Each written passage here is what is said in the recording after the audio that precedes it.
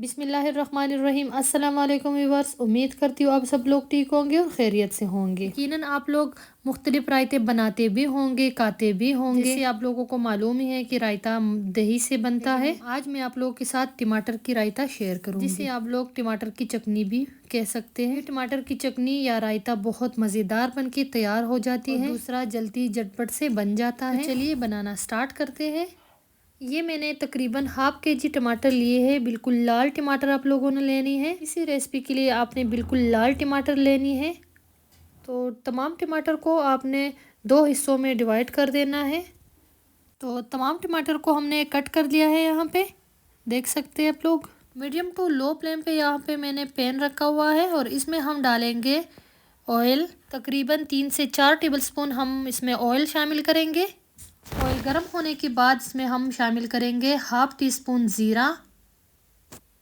इसमें ज़ीरा शामिल करेंगे हाफ टी स्पून, और हाफ टी स्पून इसमें हम डालेंगे राई दाना। तो इसके बाद हम शामिल करेंगे 5 से 6 जवे लहसुन की रफली चॉप की हुई। इस तमाम चीज़ों को आपने मीडियम टू लो फ्लेम पे भून लेना है। इस तमाम चीज़ों को भून लेने के बाद इसमें हम शामिल करेंगे टमाटर जो अभी हमने कटिंग की थी।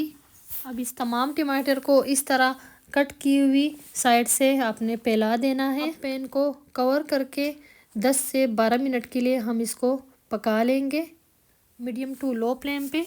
तो बीच बीच में इसको हम चेक करेंगे ताकि टमाटर लग ना जाए। तो चलिए हम दूसरे स्टेप की तरफ चलते हैं। टमाटर की चटनी या रायता बनाने के लिए यहाँ पे मैंने कुछ सब्जियाँ ली हुई है, उसकी कटिंग करेंगे हम। एक छोटी साइज़ का प्याज लिया है, इसको हम बारीक बारीक चॉप कर देंगे। ये मैंने मीडियम साइज़ का खीरा लिया है हाफ, तो इसको भी हम बारीक चॉप कर देंगे। ये मैंने थोड़ा सा हरा धनिया लिया है, इसको भी इसी तरह बारीक बारीक चॉप कर देंगे। सब्जियाँ आप अपने हिसाब से कम या ज़्यादा कर सकते हैं।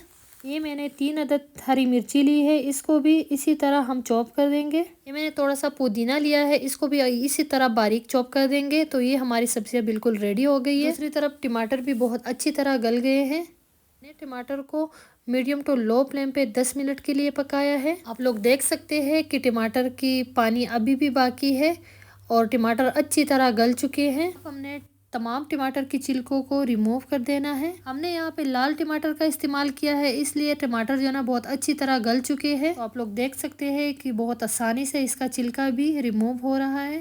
टमाटर की तमाम छिलकी रिमूव करने के बाद इसको हल्का सा आपने मैश कर लेना है।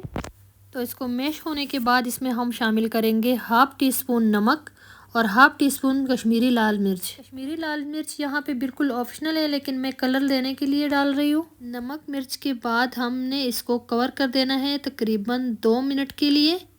2 मिनट के बाद आपने इस टमाटर को जो है ना चमचे की मदद से या मैशर की मदद से आपने बिल्कुल इसको मैश कर लेना है।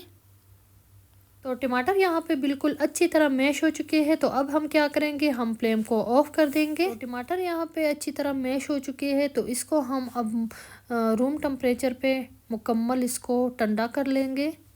तो टमाटर का पेस्ट जो है ना वो यहाँ पे अच्छी तरह जो है ठंडा हो चुका है। इसको हम अब एक बाउल में ट्रांसफ़र करेंगे।